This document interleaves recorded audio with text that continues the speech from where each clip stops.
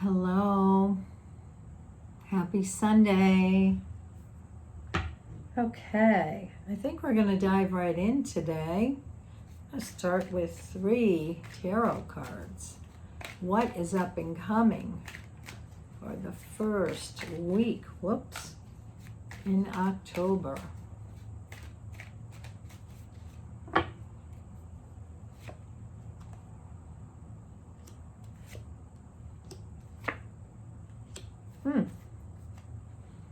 Well, interesting.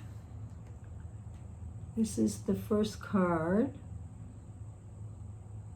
And you see all the filled cups, and yet this person is walking away. As I look at this, it is walking away from something that no longer serves you, and then being able to come into something greater that allows you to do that.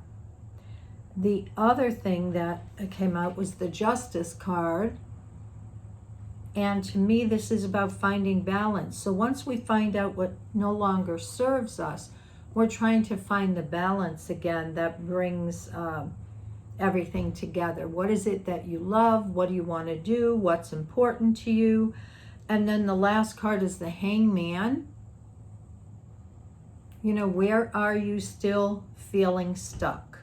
So to me, this is, we always think of fall as a great time to kind of clean out and to get really clear on things that, no longer serve us. We're getting closer and closer to November and December, which then we start thinking about our new goals for the year. So this to me says, let's look at what doesn't serve us, both mentally. What are the thoughts that no longer serve us? What are our beliefs, our emotions? What are the things in our house, the physical things that no longer serve us? And let's go from there. And don't mind, somebody's visiting and Ben's going a little crazy in the background, so don't mind that. Okay, so the next card is from the Star Temple Oracle. Star Temple Oracle by Susie Cherub.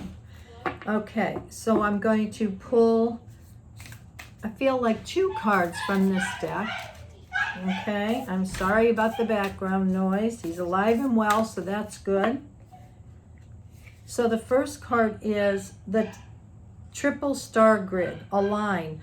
I connect and align with my higher consciousness. Beautiful artist. Whoops. Beautiful artist. Look at that. So as I look at the card, what I see is this beautiful goddess that's holding a grid in her hand. And she just looks so clear. Her eyes are bright. She's got this color on here, which is one of the higher colors in the universe. All of that. Let's see what this has to say. Okay. It says, Star words, unite, clarity, and inner knowing. It says she's calling you to unite with the triple star grid that encircles our precious Earth Mother, multi-dimensional transformation, and higher streams of consciousness await you. You have the power to intentionally link into the electromagnetic halo of our sacred planet for clear cognitive messages. Clear cognizance or clear psychic knowing is an intrinsic genius. Embrace it. Your spiritual growth is being accelerated so you can accomplish your higher purpose. Your stars are aligning and you are encouraged to balance your chakras for clear intuitive reception. It is your destiny to be of service to the collective. Well, we certainly know that right now. I don't know what's going on today, and we've got a motorcycle outside the window. There's all kinds of noise going on. So I guess we have to just deal with that, right? Second card out of this deck is the Seer, the Visionary.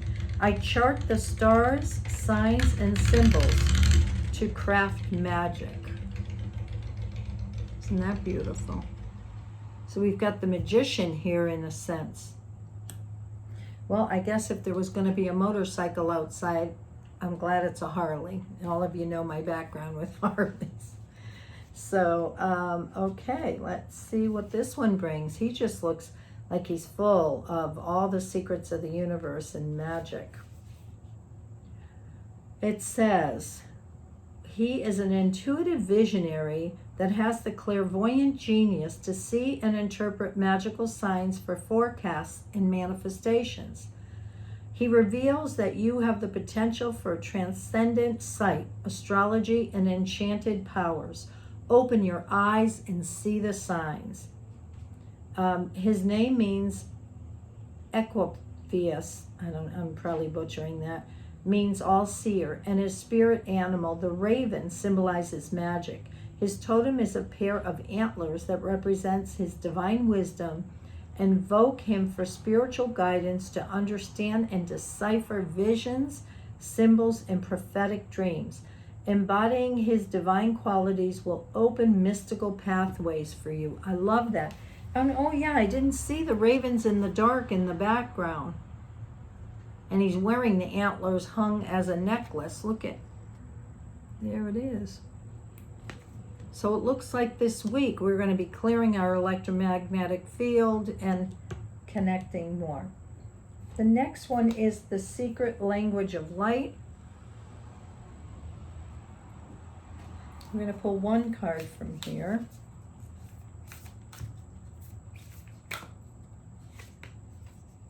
Let go. What were we just talking about? Letting go of things that no longer serve you. What a beautiful picture with the sword and Archangel Michael's blue flame in the background, and the sacred geometry on this is just magical. All right.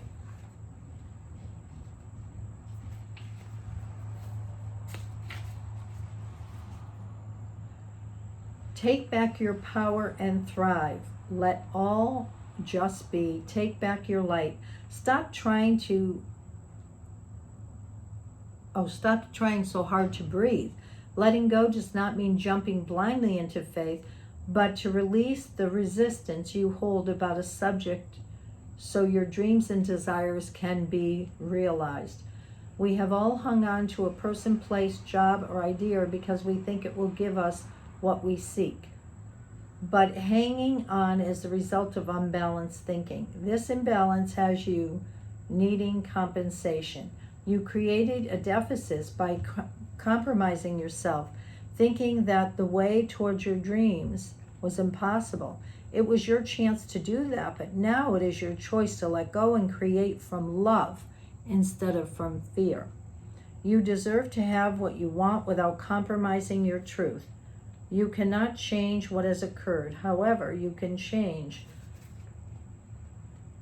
what you do from this moment on. No one has been placed upon the earth to make you happy, just as it is not your responsibility to make someone else happy. Free yourself and everyone that of the idea that we must please others to be loved. You are loved automatically, and you are loved no matter what has happened in yours or another's life.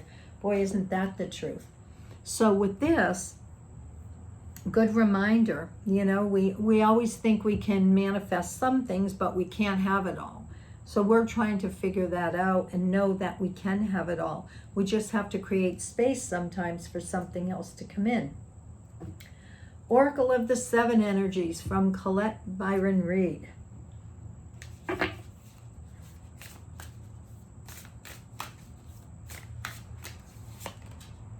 Divine Matrix.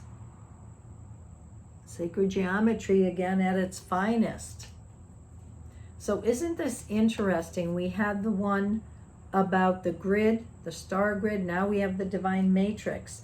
And this to me is the quantum field. It's open to everybody, whatever it is that you want, there it is.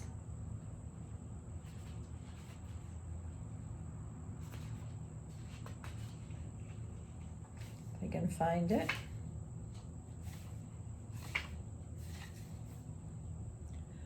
The realm of spirit, the knowledge that we are all one divine being, part of a tapestry, weaving our dreams into the fabric of reality, synchronicity, learning to trust the way things unfold. Do you ever wonder how synchronicities have come together? These meaningful coincidences move life forward in ways we might not understand at the time. We can get trapped in the idea the world is a place of separate parts with space between, because the true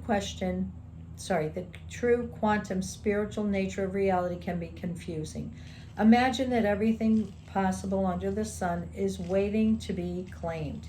You are not separate from what your desires are to manifest. Everything is is intrinsically connected within a vast living web of life, a divine matrix.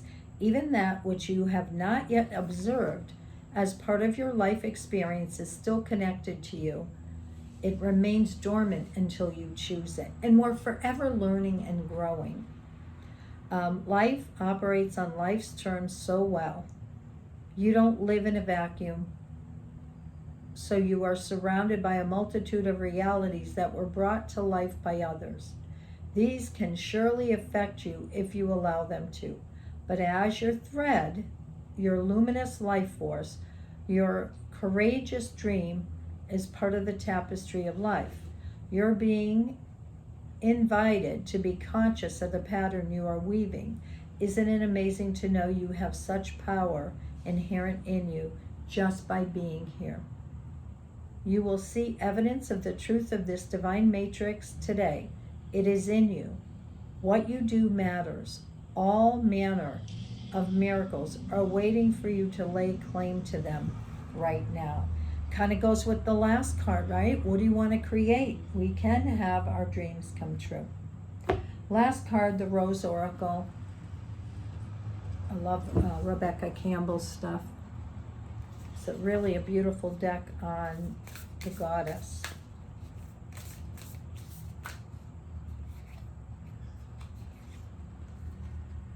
Trust the seasons.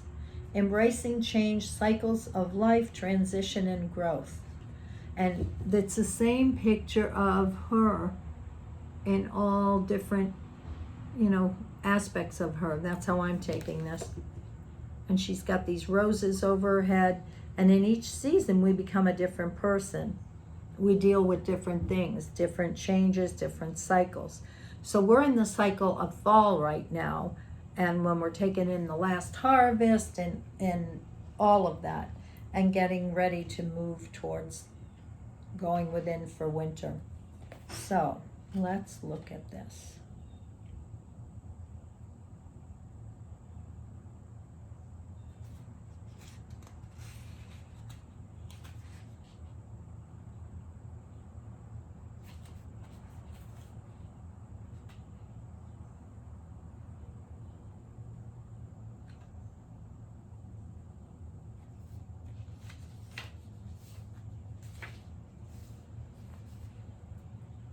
Our disconnection from the earth and her seasons leads us to believe that we should be in full bloom all year round. What's wrong with that? That we should grow without leaving space to cut back. When we focus on the never-ending bloom, we forget the importance of all of life's phases. Boy, that's the truth.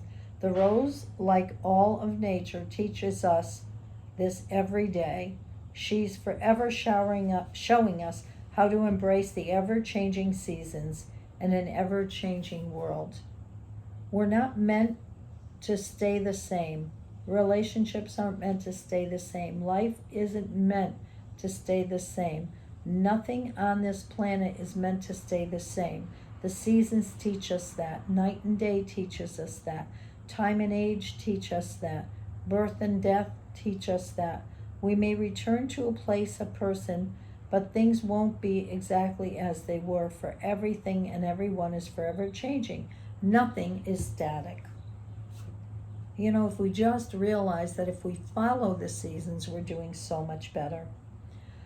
The more we try to control things and keep them the same, the further away from the flow of life and ourselves we get.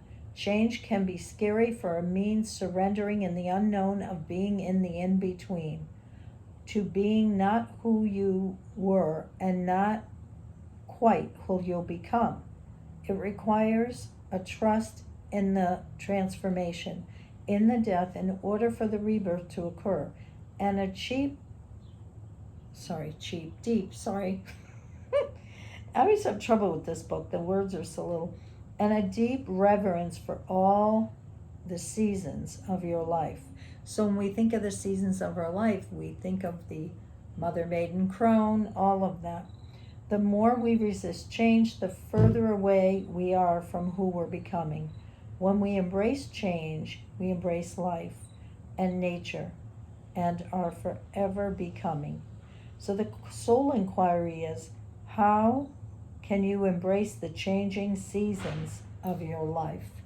Wow. Looks like it's going to be a big week for contemplating. First of all, getting back to letting go what doesn't serve us, finding the balance, knowing that we're only as stuck as we think we are, and clearing our electromagnetic field, bringing in the magic, letting go some more, and then connecting with the quantum field or the divine matrix to create what you want in the right timing, in the right season. And I think where sometimes people get it wrong is that even though we're not supposed to be doing a ton of creating in the winter, winter's about going within, recharging, refueling. We can plan things. We can create courses. We could do, plan a trip that you're going to take when the season changes. We can still write it, create it, and then pull the trigger when it's time. So I hope you remember this as we're in this beautiful fall season. And for anyone who isn't on the East Coast with all 4 seasons, fall is just magnificent in Massachusetts with everything. It's just amazing. So anyways, lots of love to you. Have a wonderful week.